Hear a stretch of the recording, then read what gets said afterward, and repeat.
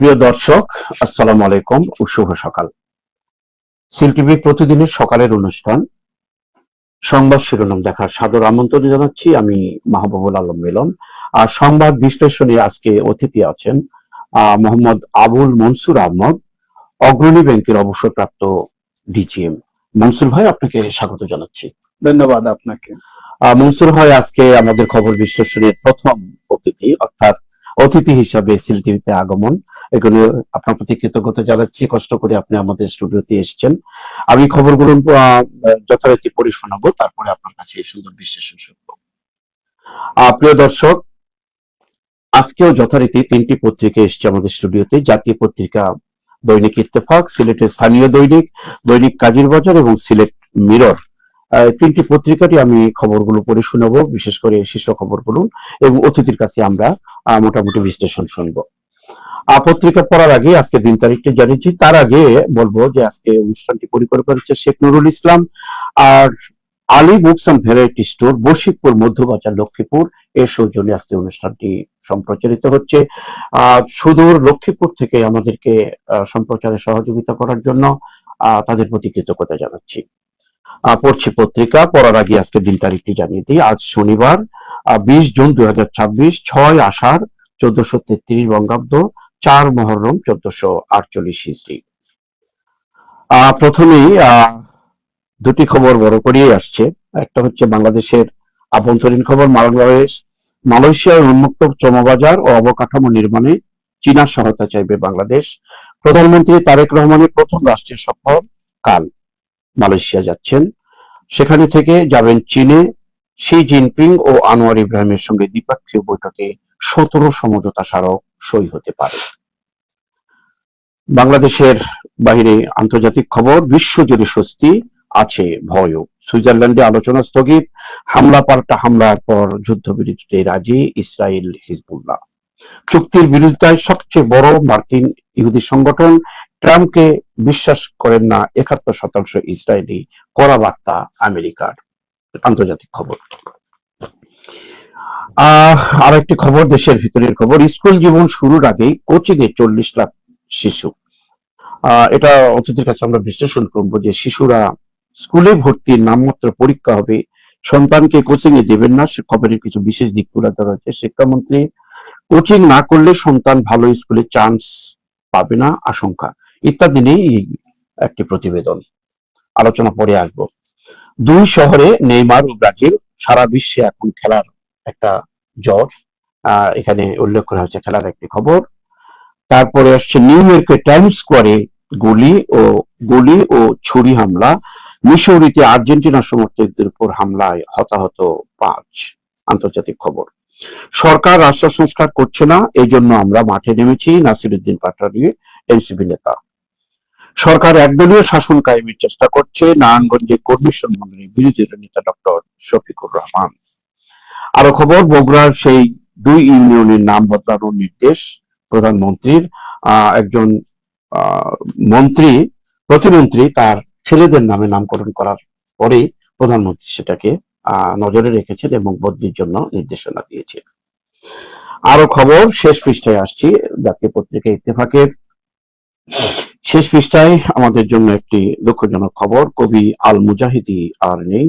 20 শতকের 60-এর দশকের প্রধান কবি, 21-এ পদকপ্রাপ্ত কবি, গবেষক, সম্পাদক ও দৈনিক ইত্তেফাকের সাবেক সাহিত্য সম্পাদক আল মুজাহিদি নেই। তার রুহের মাগফিরাত কামনা করছি। আরো খবর, তদন্ত পর্যায়ে স্বীকারোক্তিমূলক জবানবন্দির কপি পাবে কি আসামি পক্ষ, নিষ্পত্তি হবে হাইকোর্টের বৃহত্তর বেঞ্চে। আইন শৃঙ্খলা ব্যাপার আইন বিভাগের বক্তব্য এটা। ক্রিকেটার নাঈম হাসানকে মারধর, তদন্ত প্রতিবেদন জমার সময় আরো 4 দিন বাড়ল। আরো খবর, মোহাম্মদপুরে বাসার নিচে দাঁড়িয়ে থাকা বিএনপি নেতাকে কোপালো দুর্বৃত্তরা। কদমতলীতে মধ্যরাতে বাড়ি ফেরার পথে ব্যবসায়ী খুন। গুলিস্তানে আবাসিক হোটেলে প্রবাসীর অস্বাভাবিক মৃত্যু সংবাদ আরো একটি আছে। কুমিল্লার শ্রেণীকক্ষে শিক্ষককে গুপিয়ে হত্যা। 2 বছর পর রহস্য উদ্ঘাটন করলো পিবিআই। আরেকটি খবর, পান্না ও লালগ্রাম থেকে কাঙ্কন বাহিনী, বালুর বালুর নেশায় চলে গুলি, পদ্মার চরে 9 মাসে 7 খুন, বালু খেকোদের কর্মকাণ্ডের চিত্র তুলে ধরা হয়েছে এখানে। প্রিয় দর্শক, আরো কিছু খবরের পর আমরা অতিথির কাছে আসছি। যমজ কন্যা সন্তানের জন্ম দেওয়া স্ত্রীকে তালাক, এটা তো প্রকৃতির নিয়ম, আল্লাহর হাতে তো এই ক্ষমতাটুকু। এই ঘটনাগুলোর মাঝে মাঝে সমাজে আদিকাল থেকে এখনো কিন্তু চলে আসছে। এটা জি বলতে পারেন এটা নিয়ে। এটা তো আল্লাহ প্রদত্ত, এখানে কারো হাত নাই। তো এই যে মধ্যযুগীয় ভাবে যে পাশবিকতা, এক সময় কন্যা শিশুদেরকে হত্যা করা হতো, সেই অন্ধকার যুগের কথা বলছি, এটা কি এখনো এই আধুনিক যুগে এখানে থাকার কি কথা? এটা কেন হচ্ছে? এটা এখন আর এইরকম হওয়া উচিত নয়, কারণ আল্লাহ যা দেন মানুষ তা পরিবর্তন করতে পারে না। এই জন্য সমাজে মানুষকে সচেতন হতে হবে এবং এই ধর্মান্ধতা বলি না, এই কুসংস্কারকে কুসংস্কার অবশ্যই কুসংস্কার। আচ্ছা মনসুর ভাই, দেখেন এই যে কন্যা সন্তান কি আশীর্বাদ হতে পারে না আমাদের জন্য, সংসারের জন্য? ইসলামে এরকমই বলে, কন্যা সন্তান যদি হয় তাহলে এটা সংসারের জন্য ভাগ্য খুলে নিয়ে আসে। কন্যা সন্তান আল্লাহ রাসূল কিন্তু বলেছেন, আল্লাহ রাসূল এটা বলেছেন। এজন্য আমরা কন্যা সন্তানকে অবহেলা করব না। বিশ্বের নাম করে অনেক মহিলারা কিন্তু রাষ্ট্র ক্ষমতায় এসছে। বাংলাদেশের প্রধানমন্ত্রী, 2 জন প্রধানমন্ত্রী, বিরোধী দলের নেত্রী, আমাদের দেশের খবর। যদি আমরা পার্শ্ববর্তী ভারতে যাই, শ্রীমতী ইন্দিরা গান্ধী সেখানে তারপরে সাথে বর্তমান প্রেসিডেন্ট ভারতের বর্তমান প্রেসিডেন্ট মহিলা। তারপর ফিলিপাইনে ছিল একানোট মালাস্কালা, কি যেন নাম ছিল, আপনার মার্গারেট থ্যাচার, আমাদের অনেক উদাহরণ আছে, কিন্তু অনেক উদাহরণ আছে। কিন্তু কন্যা সন্তান অবহেলার পাত্র নয়। আরো একটি সামাজিক ঘটনা তুলে ধরা হয়েছে। নাটোরে শোবার ঘরে একই ওড়নার ঝুলে স্বামী স্ত্রীর আত্মহত্যা। এই যে পারিবারিক বড় মর্মান্তিক, কারণ কলহ বিবাদ অনেক সময় সংসারে থাকতে পারে, অভাব অনটনের কারণে হইতে পারে। এই জন্য যে আত্মহত্যা করা তো ইসলামেও নিষেধ, এবং এটাকে মহাপাপ উল্লেখ করা। আত্মহত্যা করা উচিত না, আত্মহত্যার পথ বেছে নেওয়া উচিত না, অনেক সুন্দর করে বলেছেন। আরেকটি ঘটনাকে সাথে আসছে, রাজশাহীতে চোর সন্দেহে যুবককে পিটিয়ে হত্যা, নার্সিং কলেজের 3 শিক্ষার্থী গ্রেপ্তার। এটাও ঠিক না, কারণ একজন মানুষকে আগে যাচাই করতে হবে সে চুরি করেছে কিনা। যদি সে চুরি না করে তাহলে কেন তাকে ধরে পিটাইতে হবে?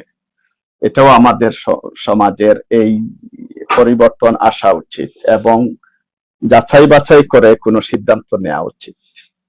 পাশাপাশি আরো মৃত্যুর খবরগুলো আমি যেহেতু শুরু করেছি, আরো খবরটা পড়ার আপনার সাথে একটু বিশ্লেষণ করতে চাবো।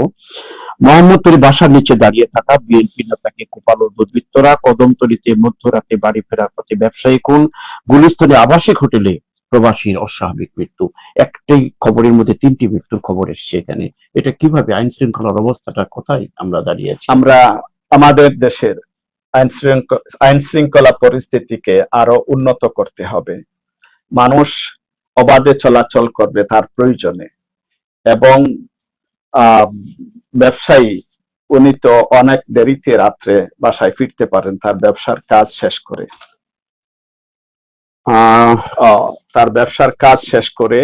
তারপরে দেখুন, এটা তো গেল, তারপরে গুলিস্তানে হোটেলে, আবাসিক হোটেলে প্রবাসীর অস্বাভাবিক মৃত্যু। এই ধরনের ঘটনা কিন্তু অনেক সময় মানুষ প্রয়োজনে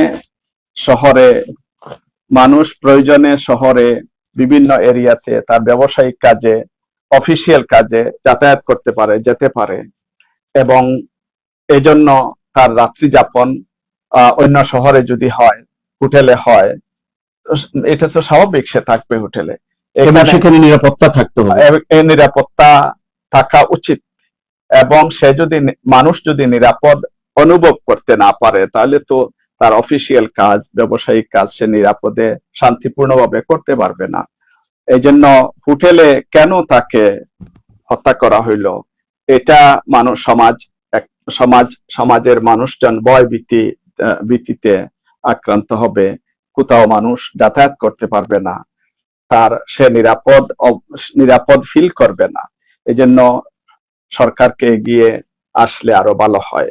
এই ব্যাপারে সামাজিক নিরাপত্তা আরো বাড়া উচিত।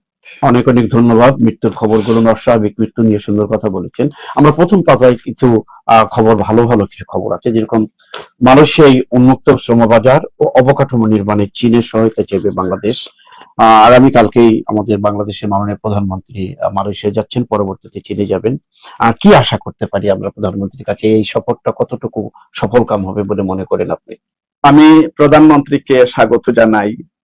তিনি দেশের প্রয়োজনে, বাংলাদেশে 16 থেকে 17 কোটি মানুষ এবং যুবক বয়সের মানুষ বেশি, তাদের কর্মসংস্থানের জন্য দেশের ভিতরে কর্মসংস্থান যদি নাও হয়, সংকুলান যদি না হয়, তাহলে দেশের বাইরে শ্রমবাজার উন্মুক্ত করা সরকারের দায়িত্ব।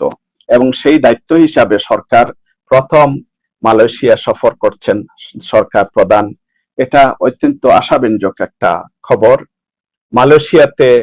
শুধু মালয়েশিয়াতে নয়, বিশ্বের যত সমস্ত দেশ আছে যেগুলোতে আমাদের শ্রমবাজার উন্মুক্ত করা যায়, আমাদের শ্রমিকরা বিদেশে গিয়ে কাজ করে রেমিটেন্স দেশে পাঠাইতে পারে, এতে দেশের মঙ্গল এবং অর্থনৈতিক সমৃদ্ধি বয়ে আনবে। আমি প্রধানমন্ত্রীকে স্বাগত জানাই তার এই প্রথম বিদেশ সফর মালয়েশিয়াতে। দ্বিতীয়ত, আমি এটাকে এইভাবে বলবো, চীন আমাদের বন্ধু দেশ এবং বাংলাদেশের অবকাঠামো পুনর্গঠনে অথবা গঠনে চীনের অবদান অবিস্মরণীয়। সেই হিসাবে প্রধানমন্ত্রী মালয়েশিয়া থেকে চীন সফর করবেন এবং দেশের অবকাঠামো উন্নয়নে চীনকে আমাদের আরো বড় অংশীদার, আরো বড় করে অংশগ্রহণ যাতে হয়, সেই আশাবাদ ব্যক্ত করে আমি তাকে ধন্যবাদ জানাচ্ছি। অনেক অনেক ধন্যবাদ আপনাকেও, সুন্দর বিশ্লেষণ করেছেন। আপনি তুলে ধরেছেন চীন আমাদের অত্যন্ত সুপরিচিত নয়, আমাদের বন্ধু, ভালো বন্ধু। ইতিপূর্বে বিগত সরকারের আমলে কিন্তু চীন আমাদেরকে অবকাঠামোতে অনেক, যেরকম উদাহরণ হিসাবে আমাদের পদ্মা সেতু, মেট্রো ট্রেন ইত্যাদি ইত্যাদি কিন্তু উদাহরণ হিসাবে আছে। তারা আরো সহযোগিতা করবেন নতুন সরকারকে। নতুন সরকারের 3 মাসের মধ্যেই কিন্তু সরকার প্রধান যাচ্ছে, আমাদের একটা ভালো দিক বলে আমরা মনে করি। আরো অন্যান্য খবর, আন্তর্জাতিক খবর, সুইজারল্যান্ডে আলোচনা স্থগিত, হামলা পাল্টা হামলার পর যুদ্ধবিরতিতে রাজি ইসরায়েল, বিশ্বজুড়ে স্বস্তি আছে ভয়ে। আন্তর্জাতিক খবর, এই যে ট্রাম্পের নিয়ে কতটুকু আমরা এখানে একটা জিনিস করা পড়ে, ট্রাম্পকে বিশ্বাস করেন না 71% ইসরায়েল। এরপর কি আমাদের চুক্তিগুলো কি ফলপ্রসূ হবে বলে মনে করেন? বিশ্বে শান্তি আসার জন্য চুক্তি অবশ্যই হওয়া উচিত। আমাদের বিশ্বে যদি শান্তি আসে এবং যুদ্ধ বন্ধ থাকে, অথবা বিশ্বের কোথাও যদি যুদ্ধ না হয়, তাহলে সারা বিশ্বের অর্থনীতি গতিশীল হবে। এবং এই জন্য সুইজারল্যান্ডে যে আলোচনা স্থগিত হয়েছে, এটা কিছুটা আশঙ্কার কাজ করে। তবে পাল্টা হামলার পর ইসরায়েল যে যুদ্ধবিরতিতে রাজি হয়েছে, ইসরায়েল হিজবুল্লাহ, এটাও একটা ভালো লক্ষণ। শান্তির জন্য এটা খুবই প্রয়োজন। আর ট্রাম্পকে বিশ্বাস করেন না 71% মানুষ, 71% ইহুদি ইসরায়েলিরা, এটা তাদের নিজস্ব ব্যাপার। তবে মানা উচিত, বিশ্বের একটা শক্তিধর দেশ যুক্তরাষ্ট্র, সে চেষ্টা করতেছে যাতে যুদ্ধ বিরতিটা হয়, যুদ্ধ বন্ধ হয়। আমি বলবো যুদ্ধ বন্ধ করা উচিত, যুদ্ধ বন্ধের জন্য চেষ্টা করা উচিত এবং চেষ্টা করে যাওয়া উচিত, যাতে বিশ্বে শান্তি সৃষ্টি হয়, মানুষজন স্বস্তি পায়। এই জন্য যুদ্ধ বন্ধ করা উচিত, যুদ্ধ বন্ধের জন্য চেষ্টা করা উচিত। দেশের খবর আরেকটি, এই যে আমাদের স্কুল জীবন শুরুর আগে কোচিং এ 40 লাখ শিশু, আমরা দীর্ঘ 16 বছর প্রথম শ্রেণীতে ভর্তির লটারি বাতিল, অর্থাৎ লটারির মাধ্যমে প্রথম শ্রেণীতে ভর্তি হতে, এটা বাতিল করে নামমাত্র একটা ইয়ে নিয়ে শুরু হবে। এখানে বলা হচ্ছে শিক্ষামন্ত্রী বলছে কোচিং না করলে সন্তান ভালো স্কুলে চান্স পাবে না, আশঙ্কা স্কুলে ভর্তি নামমাত্র পরীক্ষা হবে। এই নিয়ে আপনি কি মনে করেন যে লটারির মাধ্যমে যেটা হতো ওটা যাতে এই পদ্ধতিতে ভালো কিনা, বা এটা হলে আমাদের সন্তানেরা কতটুকু ভালো করতে পারে? আসলে এখানে আমি এটাকে এইভাবে বিশ্লেষণ করব, বা আমি শিক্ষামন্ত্রীকে স্বাগত জানাই তার এই উদ্যোগ গ্রহণ করতে। এক এক সময় ট্রায়াল এন্ড এরর একটা মেথড আছে। আগে লটারির মাধ্যমে ভর্তি ছাত্রদেরকে, প্রাথমিক বিদ্যালয়ে ছাত্রদেরকে ভর্তি করা হতো। উনি এখন হয়তো চিন্তা করছেন যে ওই সিস্টেমে গেলে হয়তো মেধার বিকাশ ঘটে না, অথবা যোগ্য ছাত্র যোগ্যতার সাথে স্কুলে ভর্তি হতে পারে না। এটাও উনি বলেছেন যে ভর্তি পরীক্ষা একটা নামমাত্র পরীক্ষা নেবেন।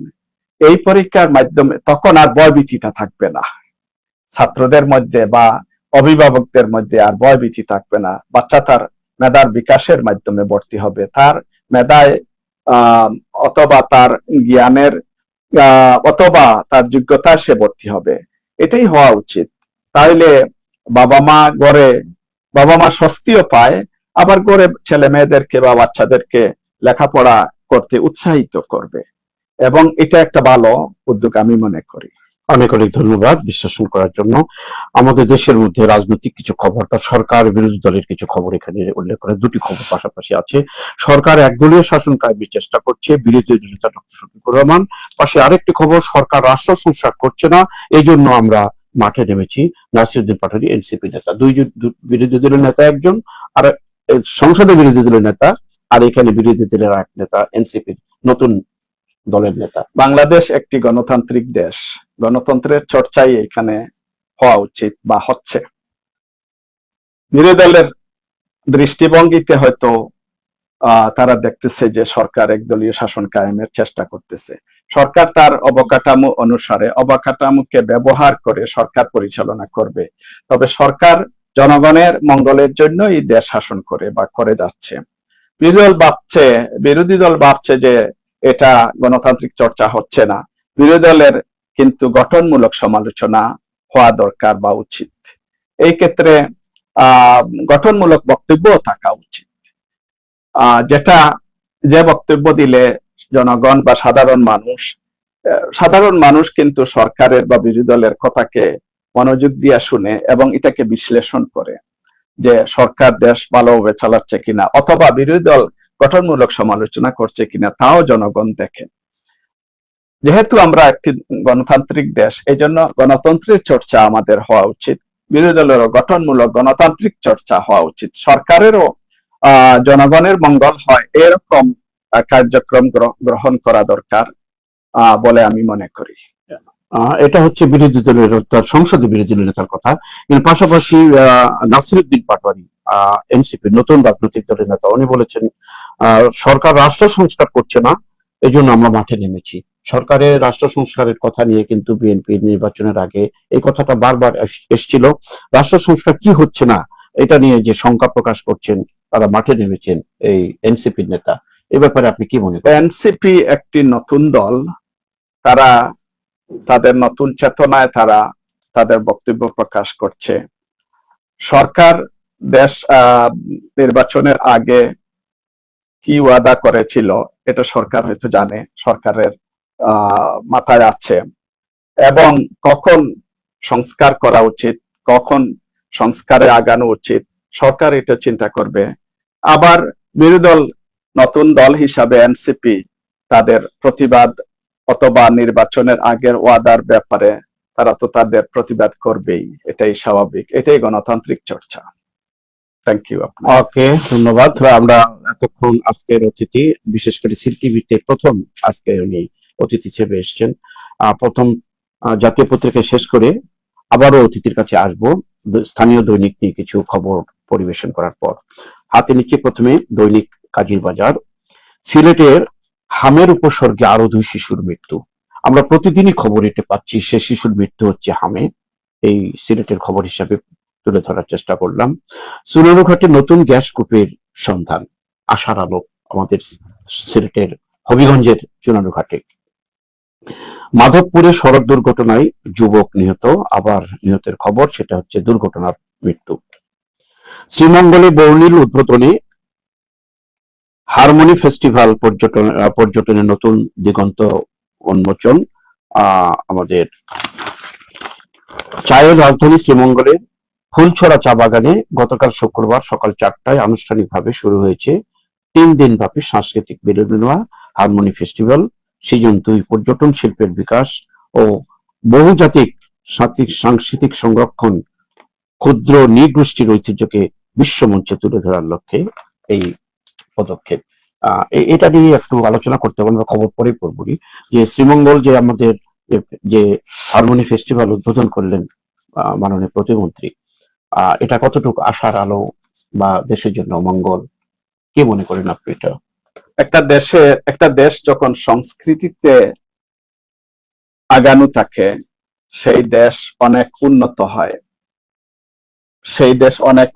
হয়, কাজেই আমাদের সংস্কৃতির বিকাশ হওয়া উচিত এবং সেই আলোকে সংস্কৃতি প্রতিমন্ত্রী এই উদ্যোগ নিয়েছেন শ্রীমঙ্গলে। এই যে হারমোনি ফেস্টিভ্যাল, এটা অত্যন্ত আশার বিষয়, আমাদের সংস্কৃতি বিকাশে এটা অনেক সহায়ক। অনেক অনেক ধন্যবাদ। সিউকের উন্নয়নমূলক কর্মকাণ্ডের স্বচ্ছতা জবাবদিহিতা নিশ্চিত করা হবে। কয়েকদিন নতুন চেয়ারম্যান হয়েছেন সিইউকের, সুন্দর বক্তব্য রেখেছেন, আলোচনায় আমরা পরে আসবো। আরো খবর পড়ি, আমাদের সিলেটের এখন টপ অফ দা সিলেট যে খবরটা আসছে, মাজার পরিদর্শন জেলা প্রশাসক মোহাম্মদ সরোয়ার আলম, সিলেটের ডিসি শাহপুরান মাজারেও আয় ব্যয়ের স্বচ্ছতা ও মাদকের আসর বন্ধের নির্দেশ। ইতিপূর্বে শাহজালাল উনি এরকম একটি সরকারি নিয়ন্ত্রণে নিয়ে এসছেন, শাহপুরান মাজারেও গতকাল পরিদর্শনকালে কথাটি বলেছেন। মানুষ চায় তার দানের টাকায় কোন জিনিস করবেন এবং তার দানের টাকা স্বচ্ছতা থাকবে, কেউ মেরে নিয়ে যাবে না, তখন সে মন খুলে দান করবে। মানুষ চায় স্বচ্ছতা জবাবদিহিতা, জেলা প্রশাসকের বক্তব্য। পরে আসছি আর আপনার কাছে। 6ষ্ঠ শ্রেণী থেকে বাধ্যতামূলক হচ্ছে কারিগরি শিক্ষার পর, এটা একটা ভালো উদ্যোগ। আমাদের 16-17 কোটি মানুষের দেশ বাংলাদেশ, এখানে শুধুমাত্র সাধারণ শিক্ষায় শিক্ষিত হইলে হবে না, বিশ্ব এখন কারিগরি শিক্ষায় অনেক অগ্রসর হচ্ছে এবং কারিগরি শিক্ষার জন্য বিভিন্ন দেশ তার নিজস্ব বাচ্চাদেরকে, সন্তানদেরকে কারিগরি শিক্ষায় শিক্ষিত করে তুলছে, কারণ কারিগরি শিক্ষা এখন অর্থনৈতিক উন্নয়নের মূল সোপান। সেই আলোকে এই যে 6ষ্ঠ শ্রেণী থেকে যে কারিগরি শিক্ষার প্রসার বা শুরু হচ্ছে আমাদের বাধ্যতামূলক, এটা তো ঠিকই আছে এবং এটা খুবই খুবই যুগোপযোগী একটা পদক্ষেপ। কারিগরি শিক্ষা অবশ্যই বাধ্যতামূলক করা উচিত। আমি আপনার সাথে আরেকটু ইয়ে দিয়ে বলি, যে সরকার শ্রম বাজারের জন্য সমাবেশে যাচ্ছেন, চিনি যাবেন, দেশের যাবেন বলছেন, এখানে কারিগরি শিক্ষা যদি একটা শিক্ষিত ছেলে যায় তাহলে কিন্তু দেশের জন্য সেটা মঙ্গল। হ্যাঁ, দেশের জন্য শুধু মঙ্গল না, তার পারিবারিক অবস্থার উন্নতির জন্য এটা সহায়ক হবে, তার শ্রম মানে কষ্টার্জিত অর্থের পরিমাণ বাড়বে, দেশে সে রেমিটেন্স পাঠাবে এবং সরকারও লাভবান হবে, পাশাপাশি তার পরিবারটাও লাভবান হবে। আরেকটা কথা আমি সাথে যোগ দিই, একজন ছাত্র যদি 6 থেকে কারিগরি শিক্ষায় শিক্ষিত হয়, বিদেশ নাও যাক, সরকারি চাকরি নাও করুক, অন্তত কারিগরি শিক্ষা যদি তার ভিতরে থাকে, সে নিজেও কিন্তু নিজে উদ্যোক্তা হতে পারবে। মাজার নিয়ে সিলেটে যে টাউনের মধ্যে যে খবরগুলো মুখে মুখে কথা, যে শাহপুরান মাজার শাহজালালের মতো শাহপুরানের স্বচ্ছতা আনার জন্য মাদকের আসর বন্ধের নির্দেশ দিচ্ছে, মাদকের আর নির্দেশ বন্ধ দিচ্ছে, সরকারের নিয়ন্ত্রণ নিচ্ছে।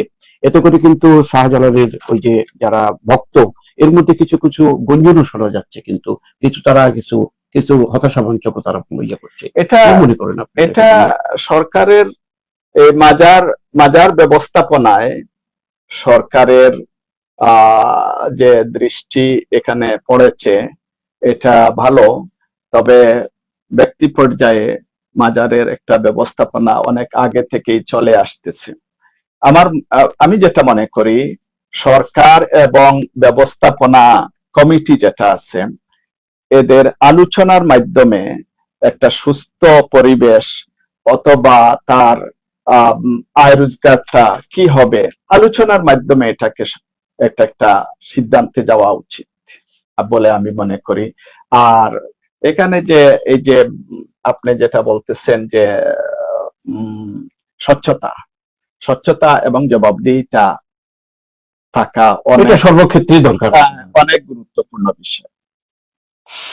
ঠিক সুন্দর একটা কথা বলেছেন যে মাজার কমিটি তো দীর্ঘদিন থেকে চলে আসছে, তারা নিজেদের মধ্যে করে একটা চালিয়ে আসছে, তাদের সাথে সমন্বয় করে কাজটা করার ব্যাপারে আপনি একটা গুরুত্ব নিয়ে আসলেন।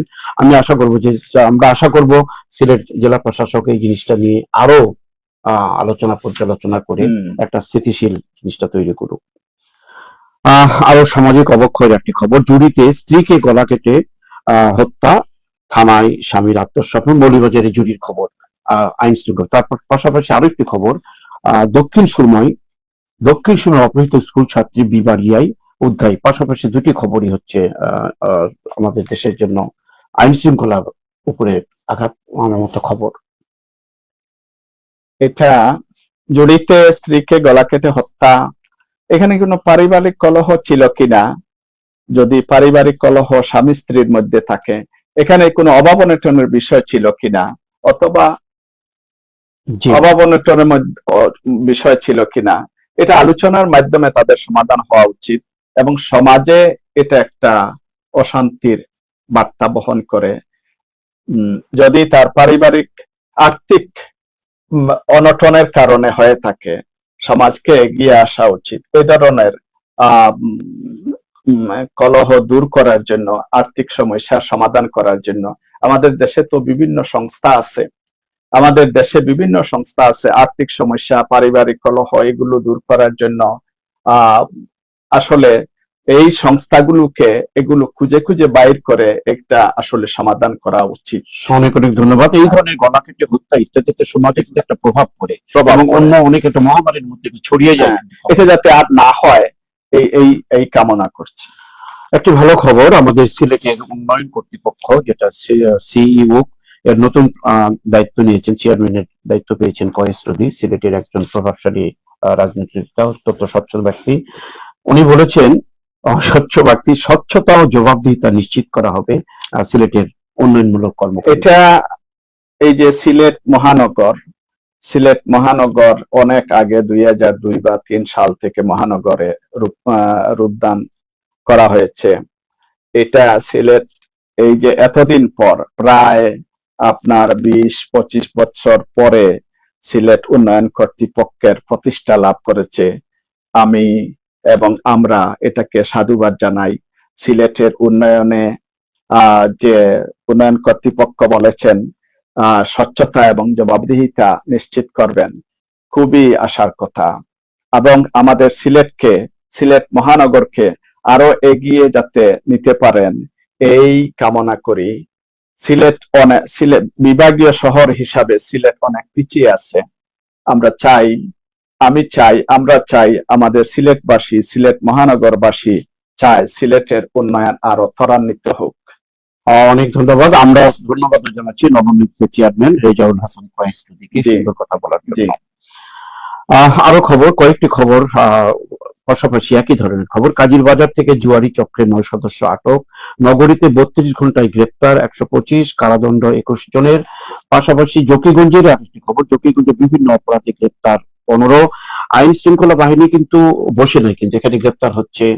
কাজীর বাজার 9 চক্রের সদস্যরা আটক হয়েছে, জকিগঞ্জে 15 জন আটক হয়েছে, নগরীতে 32 ঘন্টায় গ্রেপ্তার হয়েছে 125, কারাদণ্ড 21। আইন শৃঙ্খলা মিলে সবকিছু অবনতি যেরকম আছে, আইন শৃঙ্খলা বাহিনী কিন্তু কাজও করছে। সরকারের আইন শৃঙ্খলা বাহিনী প্রতিনিয়ত চেষ্টা করতেছে অপরাধীকে ধরার জন্য এবং অপরাধ যাতে নির্মূল হয় অথবা সর্বনিম্ন পর্যায়ে নিয়ে আসা যায়, সেই চেষ্টা আইন শৃঙ্খলা বাহিনী অনবরত করে যাচ্ছে এবং তারা তাদের কর্মকাণ্ড সব সময় চালিয়ে যাচ্ছে। ধন্যবাদ সিলেটের আইন শৃঙ্খলা বাহিনীকে যে কাজ তাদের করে যাচ্ছে। তৎপরতা অব্যাহত রেখেছে। আহ, আহ, বন্ধ হয়ে গেছে সব।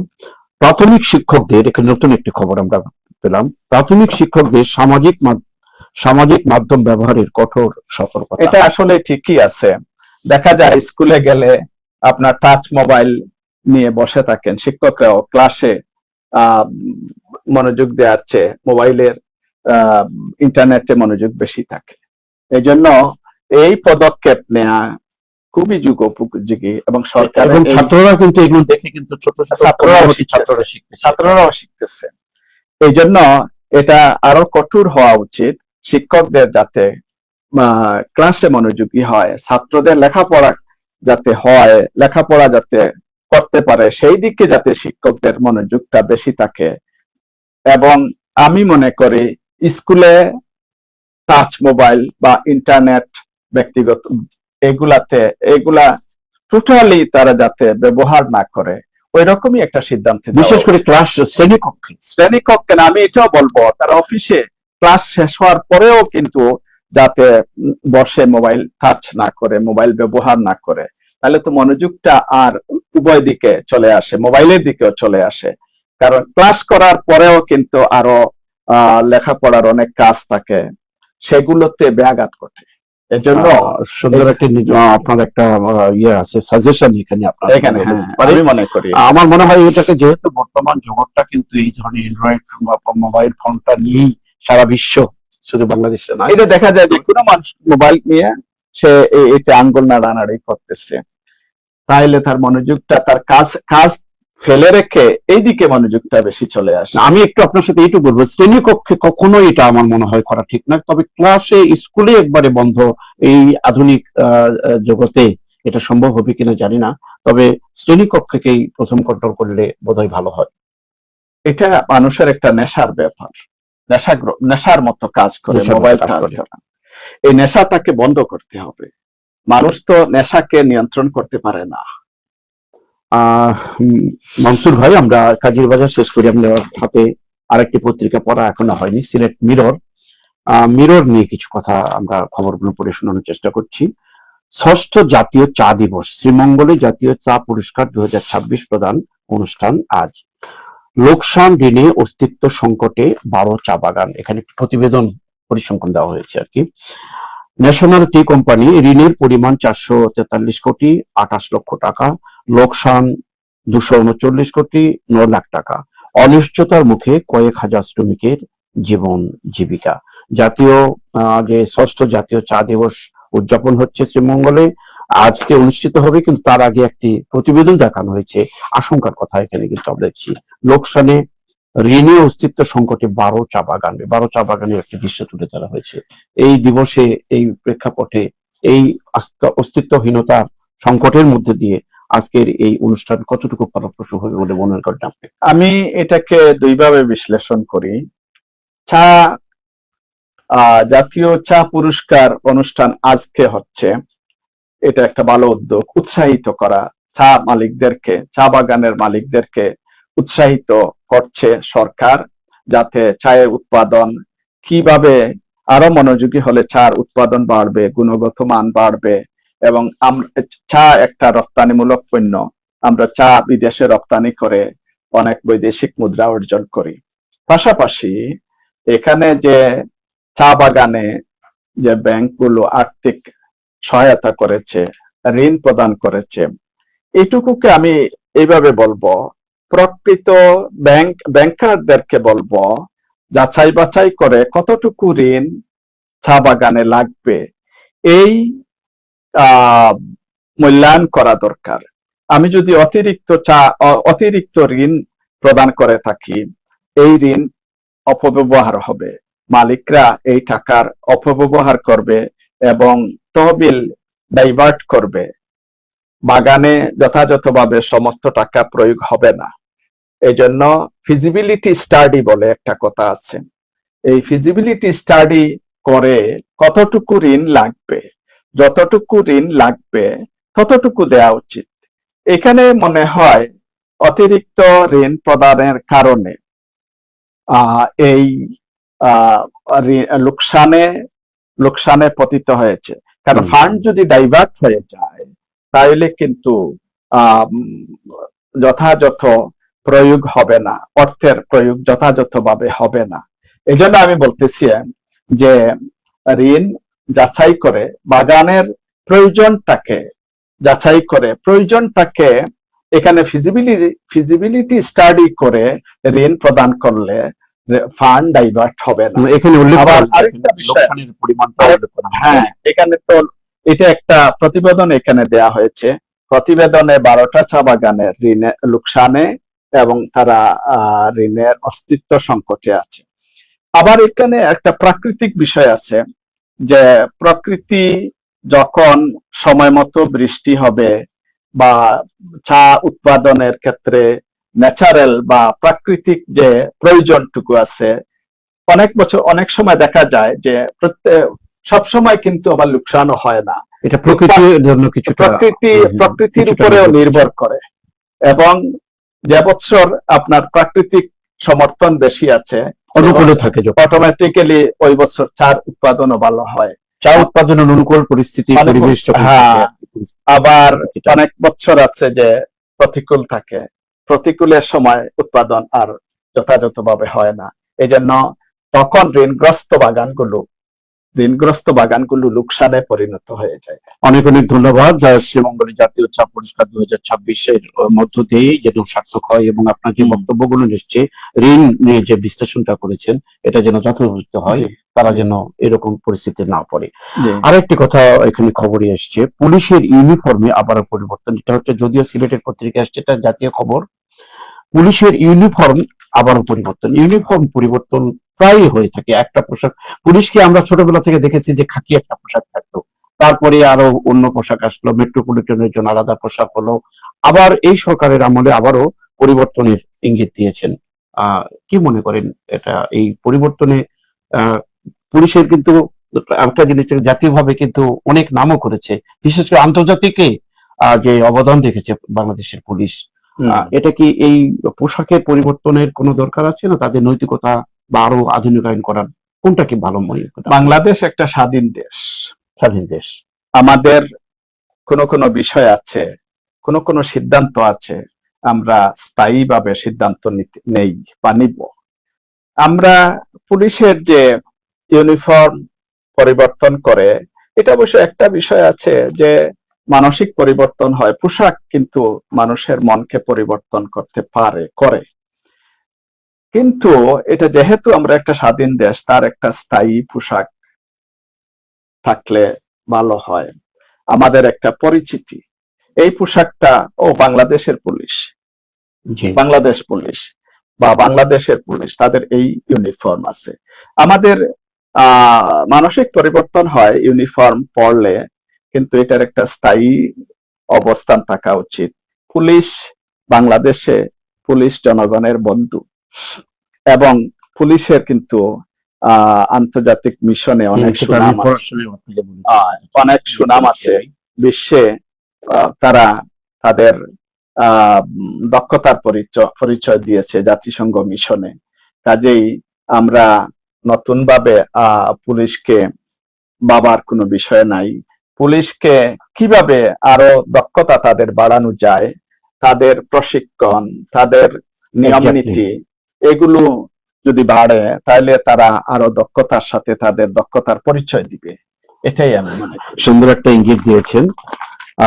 আরো খবর, সিলেটে মাজার কেন্দ্রিক মাস্টার প্ল্যান করা উচিত, শাহপরান মাজার পরিদর্শনে ডিসি। নগরে অনলাইন জুয়া চক্রের 9 সদস্য আটক। আগামী 1 মেতে পাশ হবে তিস্তা মহাপরিকল্পনা প্রকল্প। চুনারুঘাটে মাটি ফুঁড়ে বেরোচ্ছে গ্যাস, অনুসন্ধান শুরু। দখলে পর্যদস্ত নদ নদী, পুষ্টি নেই 79% মাটিতে। সবার আগে নকআউটের টিকিট পেল মেক্সিকো, খেলার খবর। শেষ 23 মিনিটের গোল উৎসবে সুইসদের জয়। এটা খেলার খবর, আন্তর্জাতিক বিশ্বকাপ ফুটবলের খেলার খবর। আরো একটি খবর, শ্রীমঙ্গলে আরেকটি খবর আসছে। শ্রীমঙ্গলে হারমোনি ফেস্টিভ্যাল উদ্বোধনে পর্যটন মন্ত্রী। পর্যটন খাতে সিলেটকে অগ্রাধিকার দেওয়া হবে, যেটা একটু আগে অন্য পত্রিকায় আমরা পড়ে বিশ্লেষণ আপনি করেছেন। শেষ পৃষ্ঠায় আহ পরিচর্যায় বিশেষ শিশুরাও সম্পদ হয়ে উঠতে পারে। জিএসএসসির অনুদান প্রদানকালে বক্তারা পরিচর্যায় বিশেষ শিশুরাও সম্পদ হয়ে উঠতে পারে। তা তো অবশ্যই। বিশেষ শিশু বলতে এখানে হয়তোবা যারা মানে যাদের বাবা মা হয়তো অসচ্ছল আছে কিংবা এই সমস্ত বা অটিস্টিক শিশু হতে পারে, সেটা হইতে পারে। এই সমস্ত শিশুদেরও যদি যথাযথভাবে পরিচর্যা করা হয়, তাদের প্রতি মনোযোগ বাড়ানো হয়, এরাও কিন্তু সমাজকে নেতৃত্ব দেওয়ার মতন অবস্থান হয়ে উঠতে পারে। এটুকু আমি দেখেছি। কোনো এটা কি বলতে পারি যে ওই যারা ইয়েতে বাস করে, বাচ্চাদেরকে, ছোট ছোট বাচ্চা যাদের বাবা মা নাই, তাদেরকে ওই এটা কি অনাথ স্কুল, অনাথ শিক্ষা প্রতিষ্ঠানে এরকম লেখাপড়া করার পরে উনি কোন একটা প্রতিষ্ঠানের নেতৃত্ব দিয়েছেন, এরকম উদাহরণ কিন্তু হচ্ছে। হ্যাঁ, আছে। এই জন্য শ্রমিকের ছেলে মেয়েরাও কিন্তু এখন ডাক্তার হচ্ছে, এই ধরনের ডাক্তার আছে এবং বর্তমানে আছে। সুতরাং কাউকে অবহেলা করা যাবে না। আরেকটি সুখবর বাংলাদেশের সিলেটের জন্য। সিলেটের কমলগঞ্জ অর্থাৎ মৌলভীবাজার কমলগঞ্জে ট্যাঙ্ক ফল চাষে সাফল্য। ট্যাঙ্ক ফল নামে একটি ফল, এটা চাষে সাফল্য হয়েছে, এটা উদ্ভাবন হয়েছে আর কি সিলেটে। এ ব্যাপারে কি বলবেন আপনি? বাংলাদেশ একসময় একটা কৃষি প্রধান দেশ ছিল। আমরা একসময় আস্তে আস্তে কৃষি থেকে আমরা সরে এসেছিলাম, এখন আবার কৃষিতে মনোযোগ দেওয়া হচ্ছে। এবং সিলেটে, বিশেষ করে সিলেটে পাহাড়ি অঞ্চল আছে। এই যে কমলগঞ্জ এটা কিন্তু একটা পাহাড়ি অঞ্চল বা উচ্চ অঞ্চল। এই জন্য এখানে যদি কৃষির উৎপাদনে মনোযোগী দেওয়া হয়, সরকারকে যদি আরো বেশি মনোযোগী হয়, যেমন উত্তরবঙ্গে কৃষি সম্প্রসারণ বিভাগ খুবই মনোযোগ আছে সরকারের এই দপ্তরের। তো অনুরূপ যদি সিলেট বিভাগকেও সরকারের কৃষি সম্প্রসারণ বিভাগ আরো মনোযোগী হয়, সিলেটেও উত্তরবঙ্গের মতো কৃষি উৎপাদন, বিভিন্ন ফসল উৎপাদন এগুলো বাড়বে। মনসুর ভাই, আমাদের সময় আজকে আর অগ্রসর হতে দিচ্ছে না। সুন্দর একটি আশার বাণী আপনি বলেছেন। ট্যাঙ্ক ফল চাষে সাফল্য কমলগঞ্জ, এর মধ্য দিয়ে আপনি সিলেটকে আরো যেন কৃষি আওতাভুক্ত আনা হয়, কৃষি সম্প্রসারণ বিভাগ যেন আরো কাজ করে, সে আশা ব্যক্ত করেছেন। প্রিয় দর্শক, আমি আবারও বলবো, আজকে কাউন্সিল টিভিতে প্রথম অতিথি হয়ে আসছেন। ওনার সুন্দর বিশ্লেষণ আমরা এতক্ষণ শুনলাম। সময়ের অভাবে আমরা আরো অনেক খবর বিশ্লেষণ করার সুযোগ আমরা দিতে পারলাম না। আজকে এখানে আমরা শেষ করব। শেষ করার আগে অতিথিকে আবারও সিল টিভির পক্ষ থেকে ধন্যবাদ জ্ঞাপন করছি। আর আপনারা এতক্ষণ আমাদের সাথে থাকার জন্য আপনাদেরকে ধন্যবাদ। আর ধন্যবাদ জানাবো আজকে সম্প্রচারে যিনি সহযোগিতা করলেন, Ali books and variety store, Bashirpur Madhyabazar, Lakshmipur, তাদের প্রতি কৃতজ্ঞতা জানিয়ে আজকের অনুষ্ঠান এখানে শেষ করছি। আপনাকেও ধন্যবাদ। আল্লাহ হাফেজ।